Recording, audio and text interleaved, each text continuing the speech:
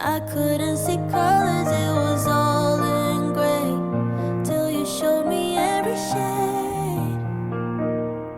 Now I feel like summer on a rainy 歡迎大家嚟到今日 Doctor Psychology 嘅 Side Purpose Podcast。今日咧，我哋嘅嘉賓叫做 Gabby。大家好。Gabby 咧就本身係心理學嘅畢業生啦，咁而家亦都讀緊一個 Counseling Psychology 嘅 Master 嘅。咁但係最有趣嘅就係佢同時都有一個珠寶首飾嘅一個副業啦。咁或者請 Gabby 咧就幫我哋去介紹下自己先。大家好啦，咁我叫 Gabby 啦，咁我都係而家讀緊一個 Counselling 嘅 Master，咁都唔係開始咗好耐啦。咁之前就一路喺英國讀書啦，咁翻到嚟之後咧，咁就開始咗呢一個嘅副業啦，咁就係賣緊一啲小本經營一個珠寶嘅首飾咁樣。咁同時間其實都係有正職啦，會翻工啦，咁因為都係循住我 Psycho 嗰方面係有一啲唔同嘅工作咁樣，咁所以都係喺呢度互相平衡緊啦。咁其實就係係咯，呢一個嘅副業其實都開始咗一段時間，咁但係咯，之前都放低咗好耐，咁而家又 pick up 翻，咁就係咯，好多謝 Doctor Low 去邀請我去傾下呢樣嘢。多謝 Gabby 嚟啦，首先就非常之感謝 Gabby 上到我哋嘅節目，去同大家分享下佢一啲睇法啦。咁即係你本身喺英國讀心理學啦，係啊，冇錯啊。咁就讀，但係啦，翻咗嚟香港就做緊呢個 full time 嘅。係啊，之前一路都做 full time，有做過唔同嘢啦。咁其實應該同好多讀 psycho 嘅人一樣啦。一開始有喺 NGO 度做過啦，有做嗰啲 research assistant 啦，有個patient care assistant 啦，就喺醫院度做咁樣。咁好多psycho 嘅朋友都會行嘅方向咁樣。咁最終就揀咗輔導心理學，就成為咗你嘅進修方向。冇錯。咁一開始嘅時候，點解會揀呢一個路線呢？讀 psycho 呢個路線，唔係 counseling psychology 呢個路線。counseling psych 咁其實係點講咧？其實一開始我都係同其他人一樣，我都會好想行 CP 呢個方向。係見我 profile 其實都係 CP 呢個方向啦。咁係其實一路都有試，咁我都會試嘅途中，咁其實都有好多嘅 struggle 啦。咁係咯，去到一個位嘅時候，我都會覺得好似我都需要一啲 progress 啦。咁就其實 COP 都係一個好好嘅方向，可以去成為一個心理學家啦。咁同埋即係喺外國都有認可咁樣。咁雖然香港而家其實個發展係都需要一啲時間咁樣啦。咁但係佢即係我都好中意 COP 佢個background 咁樣，因為佢都係會接觸好多 community 嘅人咁樣啦。咁同埋佢都係循住一個位係想即係唔係淨係想去 support 一啲有嚴重 mental health illness 嘅人啦。咁都係加強一啲社會方面嘅 support 啊，同埋一啲 prevention 方面嘅方向咁樣。咁同埋都係用一個可能係優勢為本嘅視角啦，咁係由人嘅日常生活嘅困擾作為切入點，咁去評估同埋去協助去進行心理治療咁樣。咁我都好中意呢樣嘢，因為佢就可以包含到更加多嘅人，同埋係因為而家其實社會上大家都越嚟越去了解多啲心理學呢個嘅需要啦，呢個關注精神健康啦，而家啲人係啊，所以咁多人關注嘅時候，咁如果可以做多少少 community 方面嘅嘢，我都會好中意。我諗大家都成日都聽啦，counseling 就成日聽，即係坊間都有好多 master in counseling，基本上好多間大學都有嘅。咁但係咧，哇，又有一個 counseling psychology，咁淨係得樹仁大學有呢個 offer 啦，即係呢個 master degree。咁其實有咩分別咧？可能大家都想知，哇，counseling 同埋 counseling psychology 喺 training 上面嘅 focus 或者practice 上面嘅 focus 會唔會有啲好大嘅分別，定還是其實佢好多 overlap 嘅咧？其實我都唔係好了解真係 counseling 方面啦，因為我而家就係讀緊輔導心理學呢方面。咁但係我呢個 course 嘅入邊咧，佢就好着重係一個實際文本啦，即係我哋一定要係有 research 有實證支持嘅，我哋先會去用，先會去做，而且係咯，係個治療方法，佢都會係有好多唔同嘅治療手法俾我哋去學習咁樣啦。同埋都好着重一個係我哋都係一個 research practitioner 咁樣啦，即係我哋都係要透過 research 我哋去了解究竟而家係社會發生嘅咩事，再喺我哋嘅係 clinical work 方面啦，就再去實踐呢啲出嚟，同埋就睇下個 reality 係咪真係咁樣，我哋先會去做嘅。咁所以都係我諗最着重嘅嘢就真係呢個 evidence base 呢方面咯。係啊，即係你撇除咗呢個 practice 或者嗰個 training 上面嘅分別咧，其實最大嘅分別就係嗰個 entry requirement 已經好唔同啦。即係譬如話你讀緊呢個 master 咧，其實係需要有一個 psychology 嘅 bachelor 嘅 degree 嘅。咁但係其他嘅 master in counseling 咧，就基本上就冇呢個硬性規定嘅。咁所以你可以細細咁樣去想像到就係counseling psychology 咧，可能要求學生咧多啲 psychological mindset。咁就正正 Gabby 所講嘅嗰一種咧 research oriented 嘅 mindset。係啦，咁所以佢呢個就係個分別喺度啦。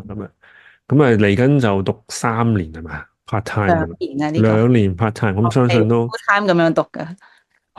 full time 讀係啊，所以而家都係冇返工，就淨係讀呢一個 course。一定係 full time，冇 part time 嘅呢個。佢有 part time，佢有 part time，part time 就3至4年咁樣。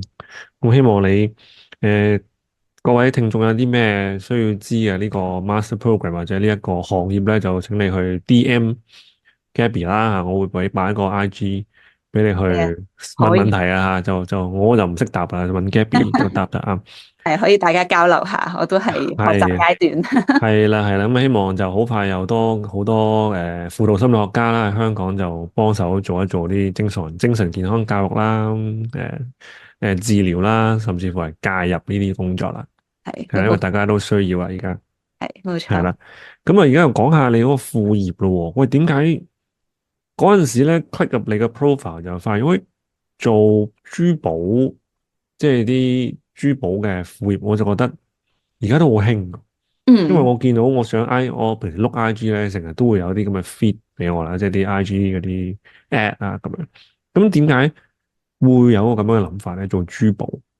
我諗其實當初都真係機緣巧合咯，或者天時地利人和真係，因為嗰陣就喺英國翻嚟啦，咁係即係我自己本身可能着衫或者睇衫嘅 style 可能都係偏歐美方向咁樣啦。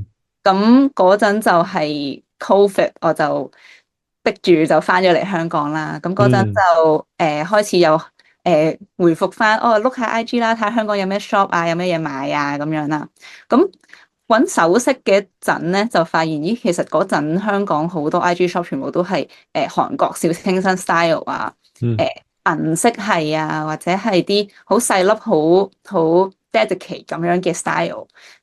咁我就覺得好似同我本身個 style 唔係好似啦，咁我就覺得哇，好難揾喎呢一啲，原來歐美方面嘅首飾咁難揾嘅喺香港咁樣，咁就係咯，嗰陣就把心一橫啦，不如我自己搞啦，我自己開一個啦，咁我又可以揀到我自己中意嘅嘢，又可以同人 happy share 咁樣，又可以試下搞一個生意出嚟啦，可以試下賺下錢喎，咁其實都係一個好似幾好嘅 option 喎，咁我就加埋啦，因為嗰陣 COVID 啊嘛，所以我基本上我上堂嗰啲全部 suspend 晒啦，又考試又 cancel 晒，就得翻一個論文去做咁樣，咁就有空間有時間嗰陣就去做咯，不如就試下啦，咁就開始上網揾批發啊，試下開始呢樣嘢咁樣。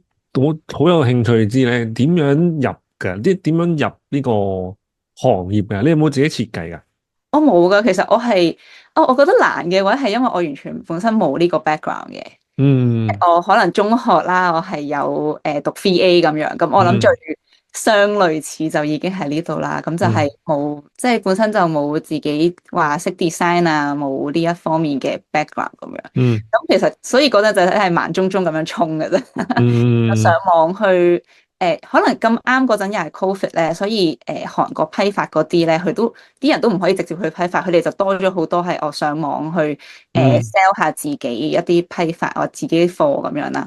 咁嗰陣就開始去揾嘅時候，就其實都唔少㗎喎，咁都可以試下，咁就係咯，係去揾咗幾間可能我覺得都幾好嘅鋪，咁就嘗試聯絡佢啦。咁嗰陣都係試下，跟住咦佢哋有覆喎，咁跟住又肯去可能俾啲 sample 我啊，或者叫我直接 order 咁樣 order 少少翻嚟咁去睇下個 quality 係點樣。咁嗰陣都係咯，試咗，咁翻到嚟其實都係我見到啲 quality OK，咁又自己試下帶，因為我都想真係去買一啲我自己都會帶或者係一啲 quality 好啲嘅嘢俾人咁。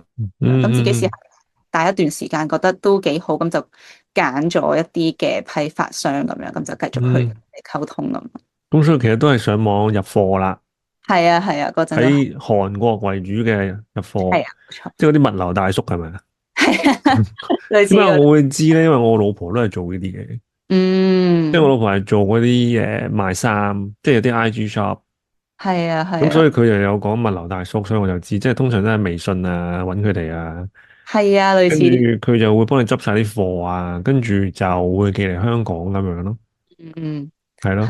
冇錯，就係好似呢啲，我知好多人都有做，但係嗰陣就因為我身邊都冇乜人做呢啲嘢，咁其實都係真係冇人問咁樣，就試咗好多咯都。純珠寶首飾係真係少，通常都係賣衫嗰啲人咧賣埋呢啲嘅。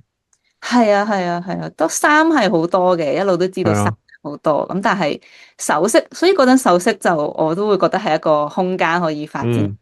因為 IG shop 碌嚟碌去都揾唔到咁樣，咁就試下都好喎。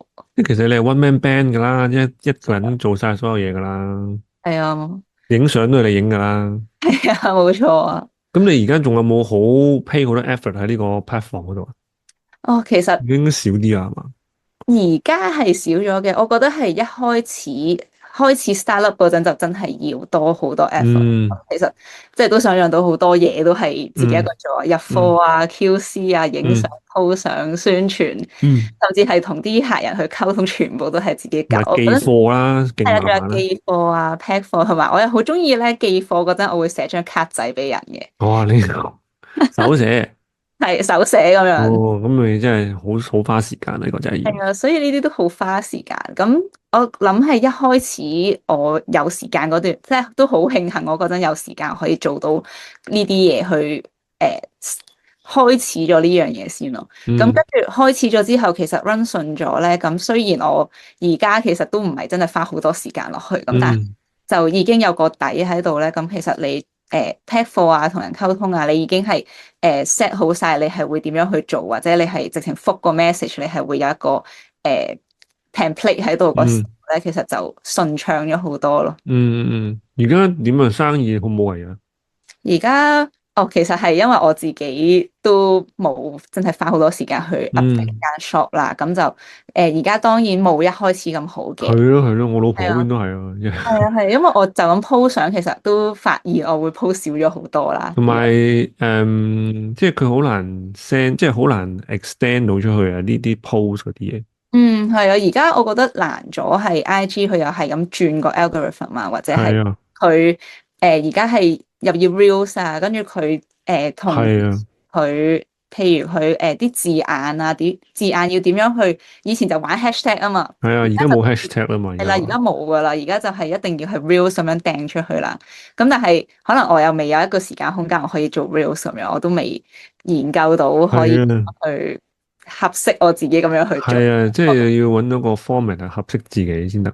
係啊係啊，所以而家嘅生意係差咗嘅，咁但係就我諗又唔係差得真係咁多，因為其實我以前都好多熟客仔咁樣啦，咁佢哋帶過覺得 OK 覺得好嘅話，佢哋都會再買，或者係譬如有啲頸鏈咁，可能戴一段時間，可能2至3年咁都會係去消耗啦，即係都係一啲消耗品嚟嘅，唔係純銀純金嘅。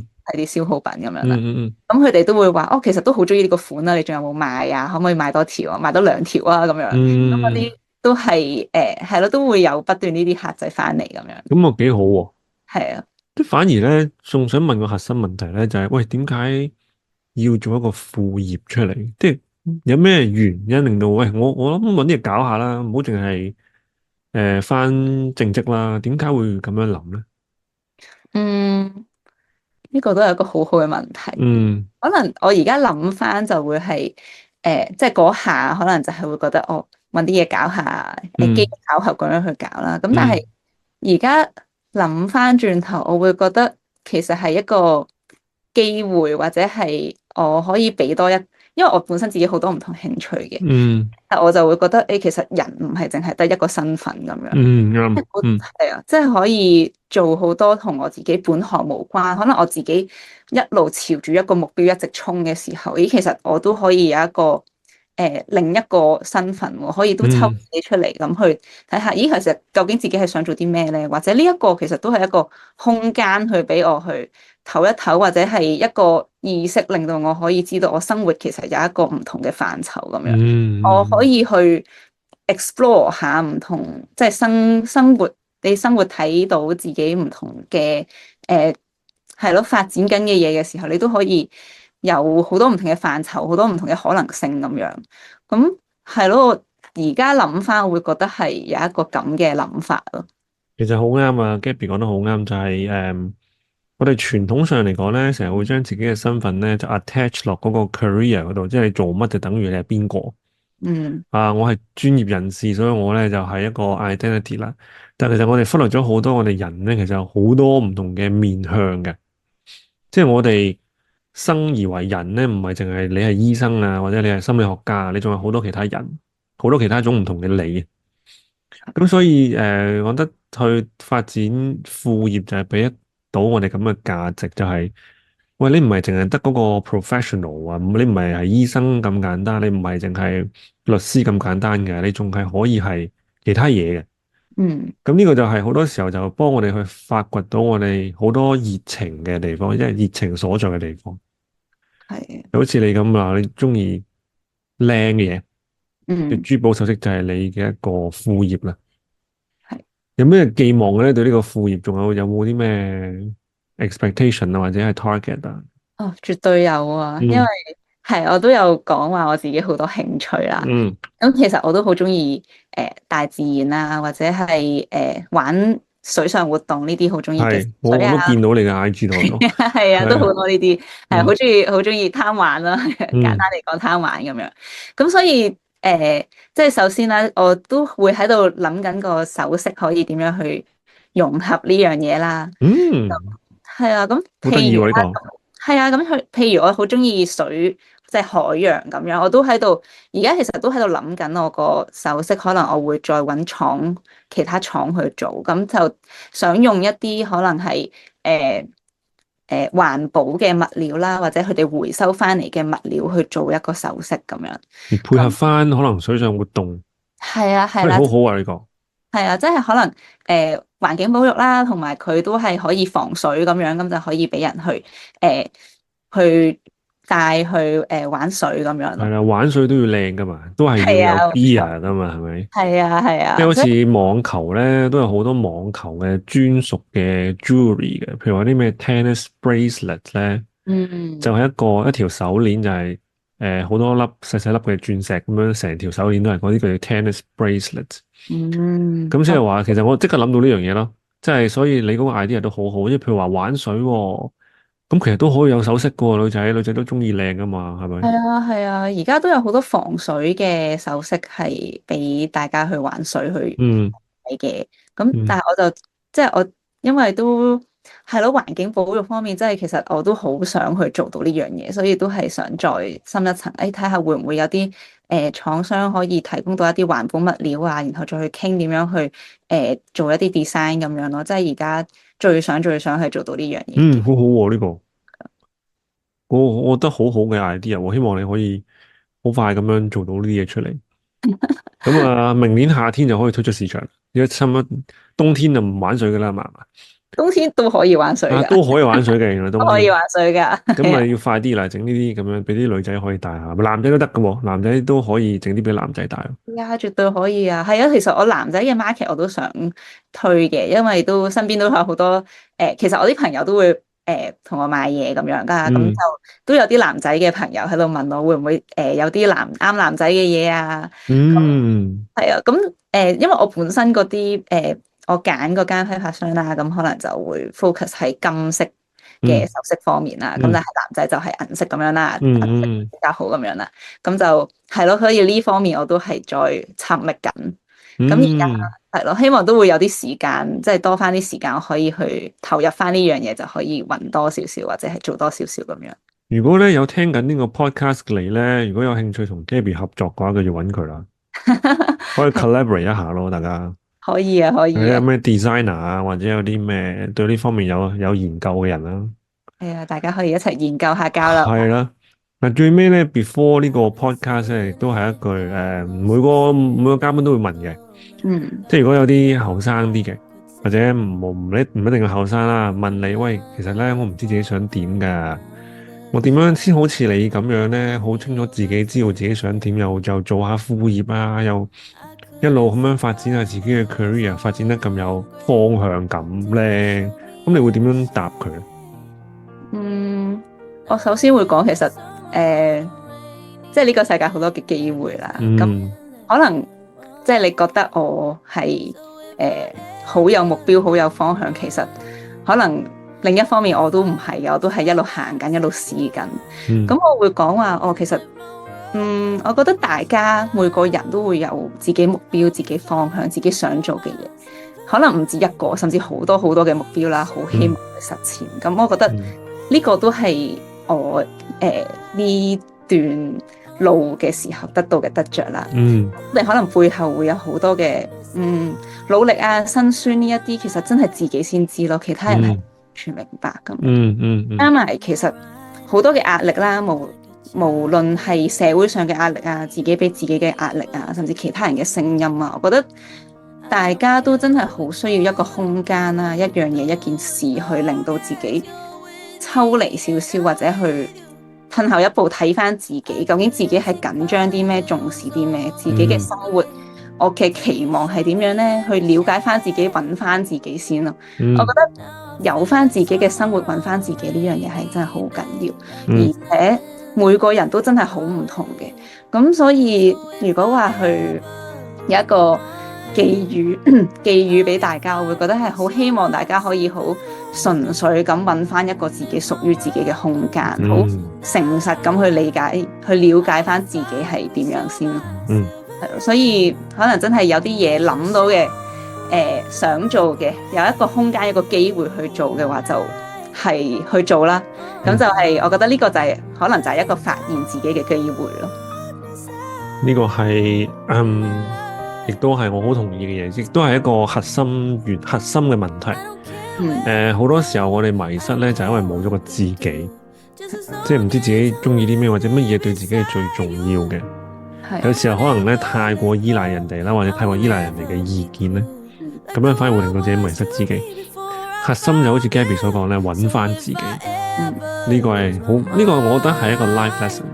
係啊，係要 spend 好長時間去理解自己嘅。如果你一直都唔知嘅話，係啊，同埋都會變啊，一路係啦，一 keep 住會變，冇錯，我都有同感嘅。